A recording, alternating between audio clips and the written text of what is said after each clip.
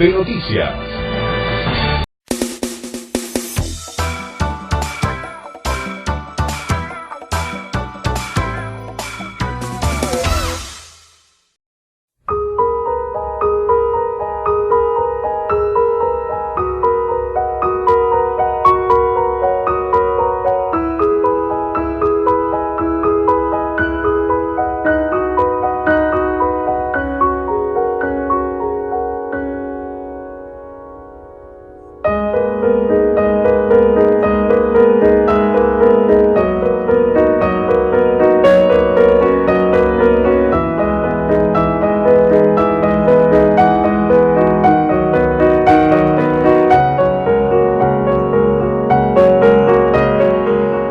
Viajeros, bienvenidos a Auschwitz-Birkenau.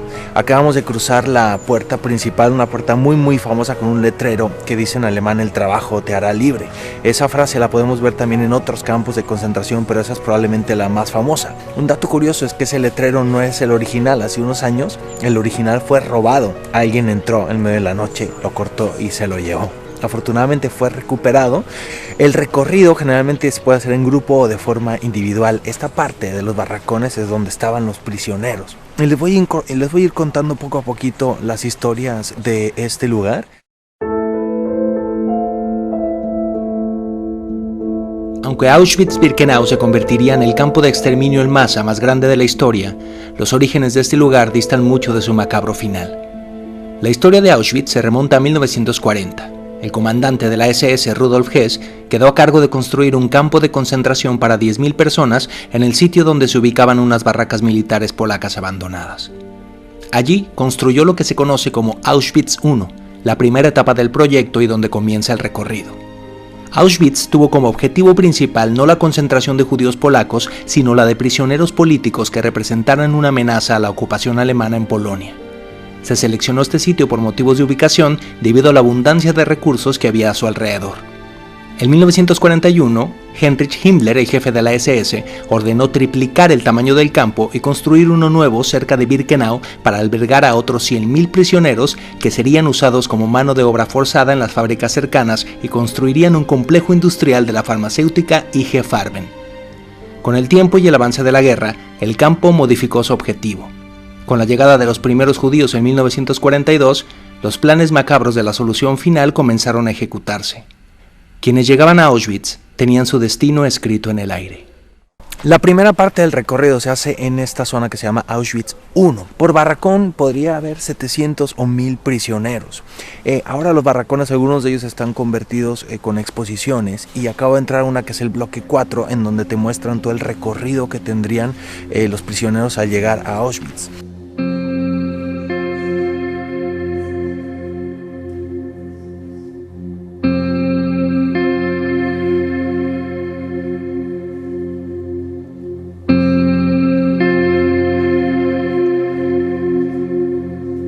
Quienes eran deportados a Auschwitz eran despojados de las pertenencias que cargaban. Quienes lograban salvar la fila para las cámaras de gas eran registrados, se les tatuaba su número en el brazo y se les entregaba su uniforme.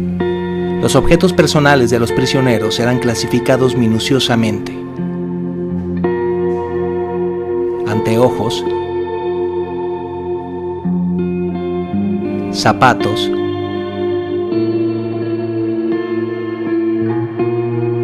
cepillos de dientes, rastrillo, artículos de aseo,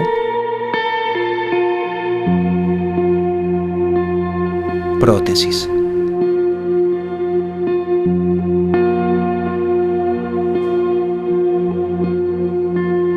El dinero y las joyas encontradas entre la ropa eran llevados a una oficina especial para después ser enviados a Berlín.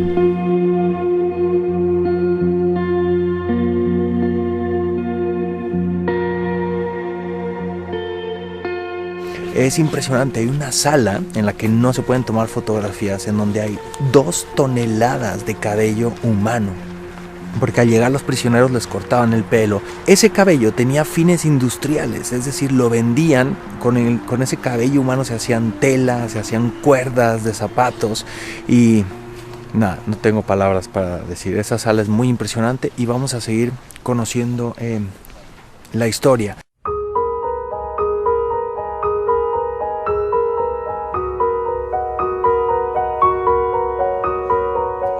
La evolución de Auschwitz está perfectamente explicada en el museo.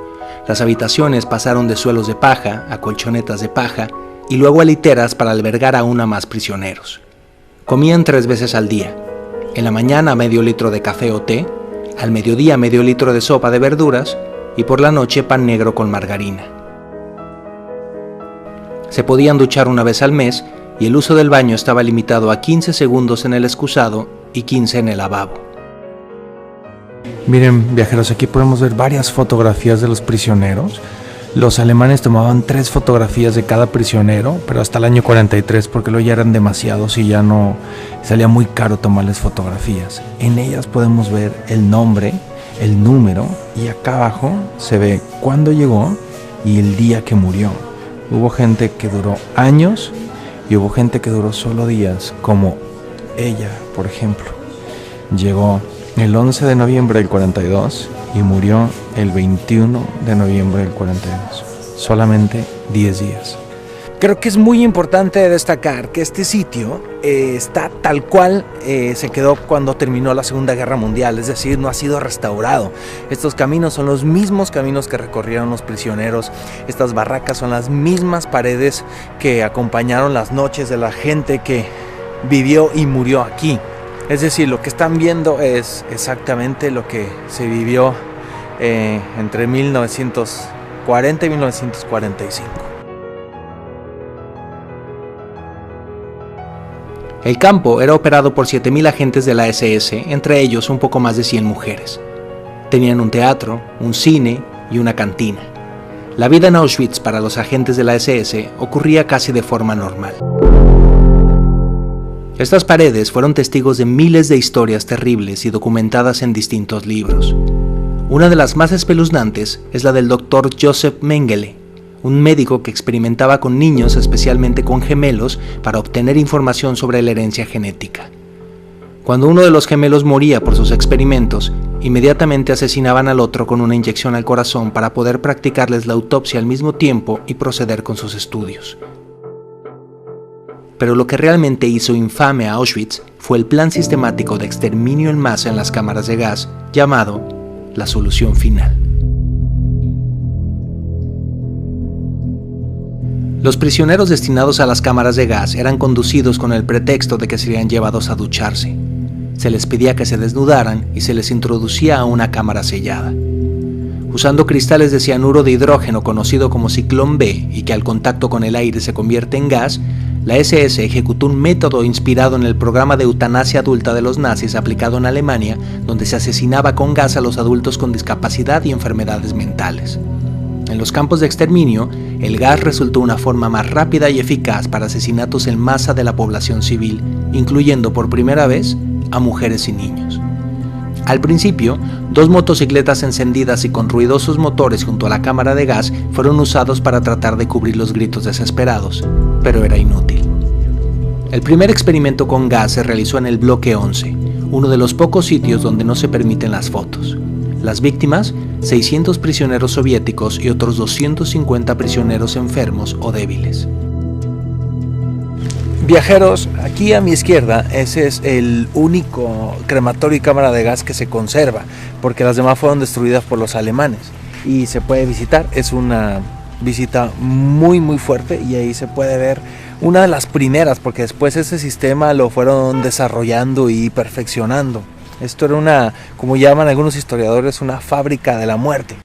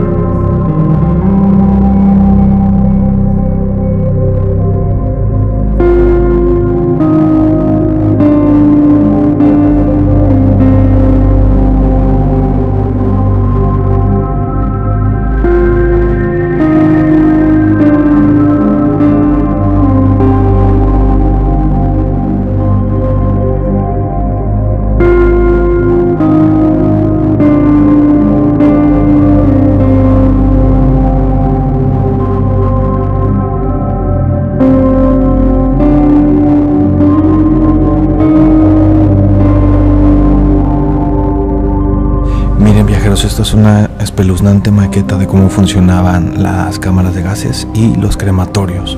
El número 2. La gente bajaba por aquí unas escaleras. En este salón se les pedía que se desnudaran porque les mentían, les decían que se iban a bañar, y entraban aquí a la cámara de gas. Esta cámara de gas podía matar entre 1.500 o 2.000 personas en 20 minutos solamente. Y allí arriba están los crematorios que podían cremar 1.400 cadáveres al día. Hay una reproducción, hay una copia de esta maqueta en el Museo de Memoria y Tolerancia en la Ciudad de México, y vale muchísimo la pena que la vean.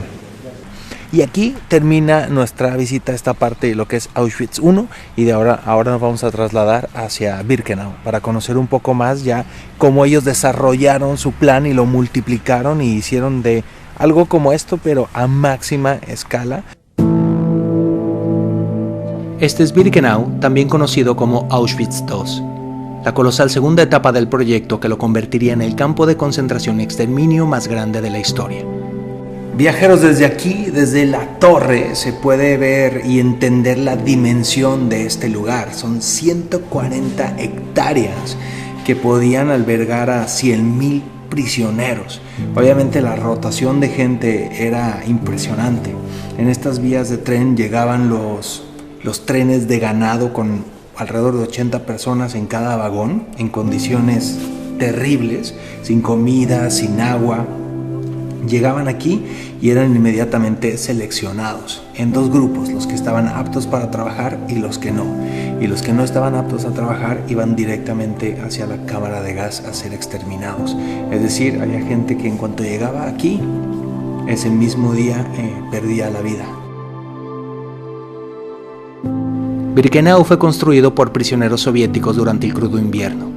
Desde su concepción fue diseñado para que los prisioneros vivieran en pésimas condiciones, sin agua corriente ni piso, y en un ambiente ideal para la propagación de enfermedades. Al término de la guerra, los habitantes de las ciudades cercanas desmantelaron la mayoría de las barracas para usarlos como material de construcción. Sin embargo, algunas aún quedan en pie en el mismo estado en el que fueron abandonadas. Vamos a visitar, viajeros, uno de los barracones. Son originales completamente, los de ladrillo son originales, y vamos a ver exactamente cómo eran.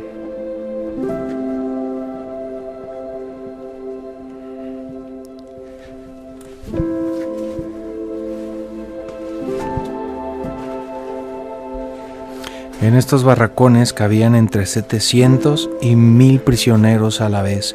A veces también dormían en el suelo. Sobre estas tablas había paja y aquí dormían las personas, entre 4 y 5 personas por cada uno.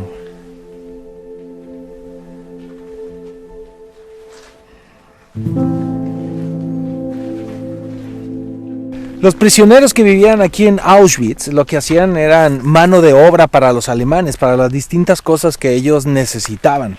Había trabajos muy pesados, esclavizantes, y había otros no tan pesados. Uno de los trabajos probablemente menos pesados era trabajar en Canadá, que sí se le llamaba a un sector aquí de Auschwitz donde se llevaban todas las pertenencias de los prisioneros cuando llegaban. Y entonces hay personas que tenían que trabajar ahí, y lo que hacían era buscar dentro de la ropa todos los recovecos, las cosas de valor, diamantes, joyas, dinero, porque obviamente estas personas llegaban aquí con todo lo que tenían. Todas estas pertenencias que se recolectaban, digamos que se usaban por una especie de reciclaje macabro. Obviamente el dinero y el oro se iban al Banco de Alemania, pero los zapatos, por ejemplo, se mandaban a empresas alemanas para fabricar otras cosas que fueran de utilidad para la guerra. Obviamente muchísimas de esas prendas y pertenencias se quedaron aquí y forman parte, por ejemplo, de las exhibiciones que están en Auschwitz I, y muchas de ellas, como eran tantas, eran una enorme evidencia de los crímenes que aquí se cometieron. Así que esa parte de Canadá, los alemanes la quemaron. Ahí están las vías del tren especialmente construidas para este campo, y eso que podemos ver es uno de los vagones que se utilizaban para transportar a la gente. Como les dije hace rato, no eran vagones de pasajeros, eran vagones que se usaban para el ganado. Aquí llegaban los trenes, toda esta era la plataforma de selección. Aquí se paraba el doctor y elegía rápidamente, nada más de ver a la gente, quién se iba para la izquierda o para la derecha. Si te tocaba irte a la derecha, ibas a los barracones en donde vivirías y trabajarías, y si te tocaba a la izquierda, tu destino era la cámara de gas. Las cámaras de gas en Birkenau abrieron en 1943 y se convertirían en la máxima expresión del horror de Auschwitz. En total, había 4 cámaras de gas y crematorios en Auschwitz, lo que requería una minuciosa organización. El trabajo duro era realizado por los Sonderkommando, un grupo de prisioneros judíos que eran los encargados de recoger y cremar los cadáveres. Los crematorios incineraban entre 1.000 y 10.000 personas por día. Hubo épocas en que los cadáveres eran tantos que se vieron en la necesidad de excavar fosas para incinerarlos, fosas aún visibles hoy en día.